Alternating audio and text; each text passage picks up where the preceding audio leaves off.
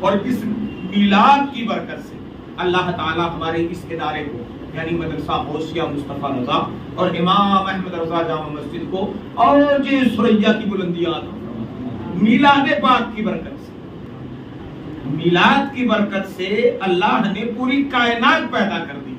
اگر شاکر القادری نے اس مسجد اور مدرسے کے برکت کی دعا مانگ لی تو کون سی بڑی بات کر دی؟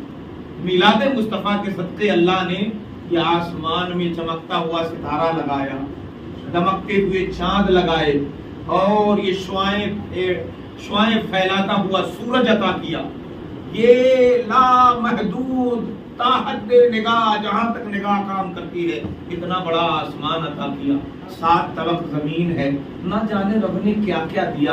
یہ سب صدقہ ہے میلاد مصطفیٰ کا۔ سرکار نہ ہوتے تو کچھ بھی نہ ہوتا۔ اعلیٰ حضرت سرکار نے یوں فرمایا، وہ جو نہ تھے تو کچھ نہ تھا، وہ جو نہ ہو تو کچھ نہ ہو، جان ہے تو جہان ہے، جان ہے وہ جہان کی، جان ہے تو جہان ہے، جان ہے وہ جہان کی، جان ہے تو جہان ہے، وہ جو نہ تھے تو کچھ نہ تھا، وہ جو نہ ہو تو کچھ نہ ہو، جان ہے وہ جہان کی، جان ہے تو جہان ہے، اور جان ہے عشق مصطفیٰ، روزو فضو کرے خدا۔ یہ آمین سماعت، جان ہے عشق مصطفیٰ، روزو فضو کرے خدا، جس کو ہو درد کا مزہ ناز دوا اٹھائے کیوں، جس کو ہو درد کا مزہ ناز دوا اٹھائے کیوں، وہ کیوں کسی حکیم کو جا کے بتائے کہ ہمارے دل میں جو مرض لگا ہے وہ مدینے کے مصطفیٰ کے عشق کا مرض لگا ہے، میں بیمار عشق مصطفیٰ ہوں، میں بیمار محبت مصطفیٰ، وہ کیوں بتائے؟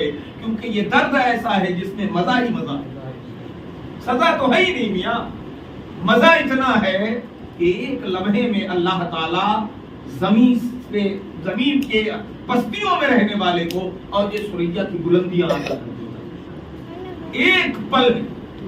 آئیے میں آپ کو بتاتا ہوں، ہمارے یہاں میں نے ابھی آیت کریمہ کیا پڑھی، فاستبقوا الخیرات، نیکیوں میں سبقت کرو، کمپٹیشن کرو نیکی میں، برائی میں نہیں۔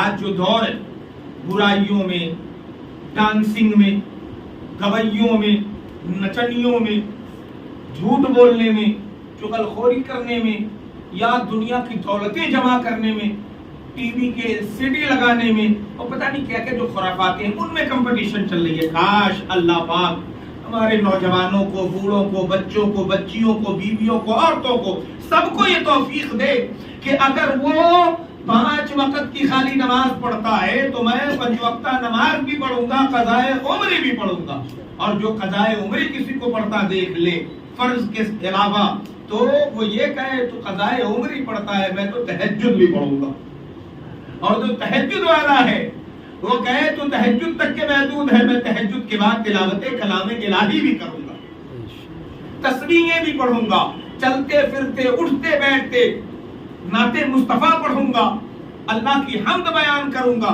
یہ کمپٹیشن کی دنیا کہ اگر کوئی کسی غریب کی مدد کرتا ہے تو 10 بھائی آگے بڑھ کے، وہ اکیلا ایک کی مدد کر رہا ہے، 10 نے مدد کی تو 10 کی مدد ہو جائے۔ اس معاملے میں قرآن نے کہا فاستبقوا الخیرات، نیکی میں ایک دوسرے سے آگے بڑھیں۔ ہمیں یاد آتی ہے مدینہ طیبہ کی وہ زمین ہے، ہمارے آقا سرورِ کون و مکان، سید انس و جان، شہنشاہ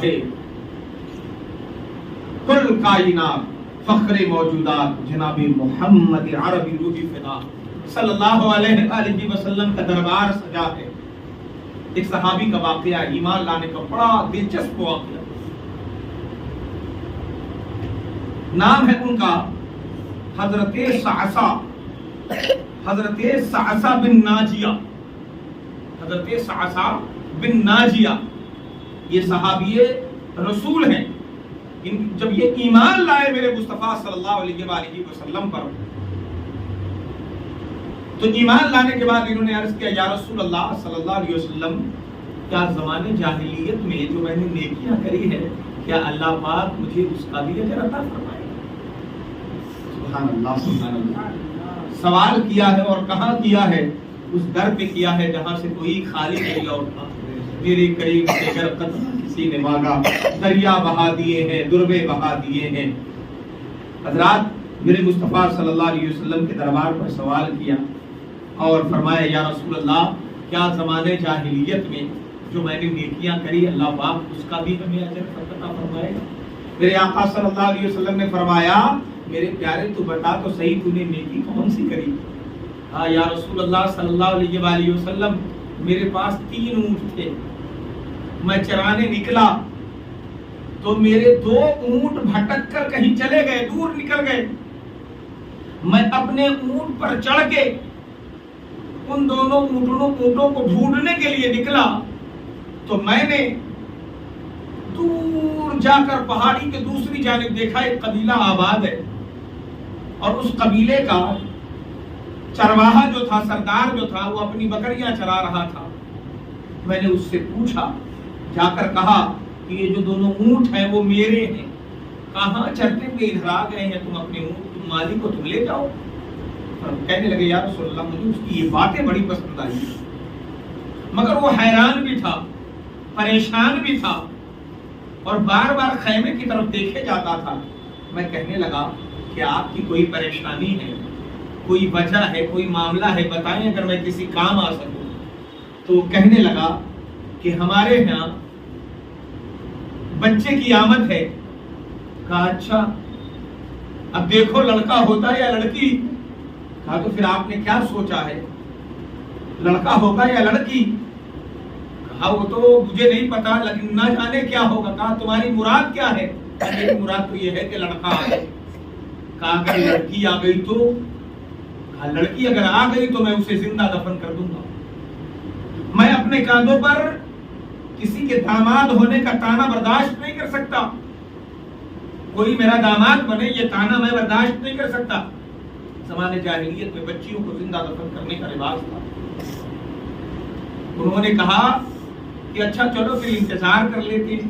جب انتظار کیا تو بیٹی ہی پیدا ہوئی۔ وہ صحابی عرض کرتے ہیں یا رسول اللہ صلی اللہ علیہ وآلہ وسلم میں نے اس سے کہی کہ اگر تو اس بیٹی کو دفن نہ کرے اور مجھے دے دے۔ صحابی کہنے لگے یا رسول اللہ وہ کہتا ہے مجھ سے کہ اگر میں تجھے اپنی بیٹی دوں تو مجھے کیا دے گا؟ کہا یا رسول اللہ میں نے کہا تو میرے یہ دونوں اونٹ لے لے۔ کہا نہیں وہ اونٹ نہیں جس پہ تو چڑھ کے آیا، یہ اونٹ بھی دے تب دوں گا۔ کہا یا رسول اللہ صلی اللہ علیہ وآلہ وسلم پھر میں نے اس سے یہ سودا طے کر لیا اور اس سے کہا کہ تو اپنا ایک آدمی میرے ساتھ بھیج، میں اس بچی کو لے کے جاتا ہوں، میں اپنے قبیلے جب پہنچ جاؤں گا تو یہ اونٹنی لے کے واپس آ جائے گا۔ یا رسول اللہ صلی اللہ علیہ وسلم وہ دن ہے اور آج کا دن ہے میرے آقا، تب سے میں اپنے اونٹوں پر سوار ہو کر پورے علاقے میں پھرتا ہوں، جہاں جہاں بیٹیاں پیدا ہوتی ہیں میرے آقا اب تک کے میں نے 3 اونٹ دے کر بیٹیوں کو لیا ہے، اور یا رسول اللہ میری حویلی میں آج کے دن میں 360 بیٹیاں پل رہی ہیں۔ سبحان اللہ۔ یا رسول اللہ پاک مجھے اس کا بھی اجر عطا فرمائے گا؟ میرے آقا صلی اللہ تعالی علیہ وآلہ وسلم نے فرمایا میرے صحابی اللہ تبارک و تعالی جو تمہیں اجر عطا فرمائے گا وہ تو عطا فرمائے گا ہی۔ میرے آقا صلی اللہ علیہ وسلم نے پڑھ کر ان کا ماتھا چوم لیا۔ میرے آقا صلی اللہ علیہ وآلہ وسلم نے پیشانی چوما اور فرمایا کہ اللہ نے اسی کے بدلے میں تجھے یہ ایمان کی دولت عطا کی ہے۔ اللہ پاک نے اسی کے صدقے میں تجھے یہ ایمان کی دولت عطا کی ہے۔ اور میرے آقا صلی اللہ علیہ وسلم نے فرمایا اور تیرے رسول کا وعدہ ہے کہ اللہ پاک تجھے قیامت کے دن بھر بھر کے خزانے عطا فرمائے گا، بھر بھر کے خزانے عطا فرمائے گا۔ سبحان اللہ سبحان اللہ۔ اے میرے دوستو، بیٹیوں پر رحم کرنا، ان سے پیار کرنا، ان سے محبت کرنا، ان کی عزت کی رکھوالی کرنا، ان کے نازک دلوں کا خیال رکھنا صرف ایک باپ کی نہیں، قوم کے ہر فرد کی ذمہ داری ہے۔ قوم کی ہر بیٹی ہماری بیٹیاں ہیں، ان کی خوشی ان کی غم کا خیال رکھنا ہر مومن کی ذمہ داری ہے۔ لیکن آج افسوس کہ باپ کا سایہ اٹھتے ہی نہ جانے کیسے کیسے سوالات اور کیسے کیسے انگلیاں اٹھتی ہیں۔ ہاں اگر کوئی بے راہ رو ہوتا ہے تو حکمت عملی سے واضح و نصیحت سے ہمیں انہیں صحیح راہ دکھانا ہے۔ بتانا مقصود یہ ہے کہ آج کے اس دور میں نہ جانے کتنی بیٹیاں ہیں جو ہمارے مدد اور ہماری امداد کا انتظار کر رہی ہیں۔ ہمیں آنکھیں کھولنا چاہیے۔ یقیناً آج کے دور میں لوگ باتیں کر رہے ہیں، اللہ نے انہیں نوازا ہے تو وہ باتیں کر رہے ہیں کہ ہم اپنی بیٹی کی شادی 40 لاکھ کی کریں گے، کوئی کہتا ہے 50 لاکھ کی کریں گے، کوئی کہتا ہے 1 کروڑ کی کریں گے، کوئی کہتا ہے 10 لاکھ کی کریں گے، کوئی 20 لاکھ کی شادی کرنا چاہتا ہے۔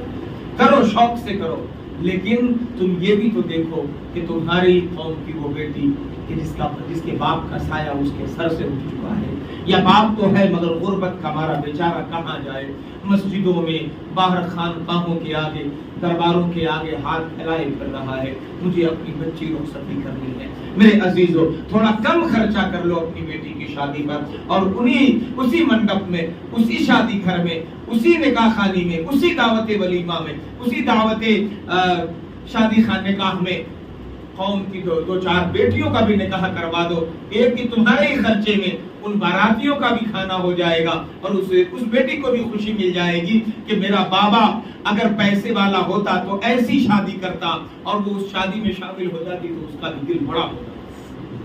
ہمیں ضرورت ہے اسلام کو سمجھنے کی۔ اسلام نے ہمارے لیے بڑی وسعتیں رکھی ہیں۔ اللہ تعالی ہم سبوں کو بچیوں سے پیار کرنے، ان کے ضرورتوں کا خیال رکھنے، ان سے محبت کر کے ان کے لیے ایک باپ جیسا تڑپتا ہوا دل عطا فرمائے، جو مدنی کریم صلی اللہ علیہ وآلہ وسلم نے ہمیں عطا فرمایا۔ اور یہ صحابی کا سبق، یہ واقعہ ہمارے لیے بہت بڑا سبق ہے۔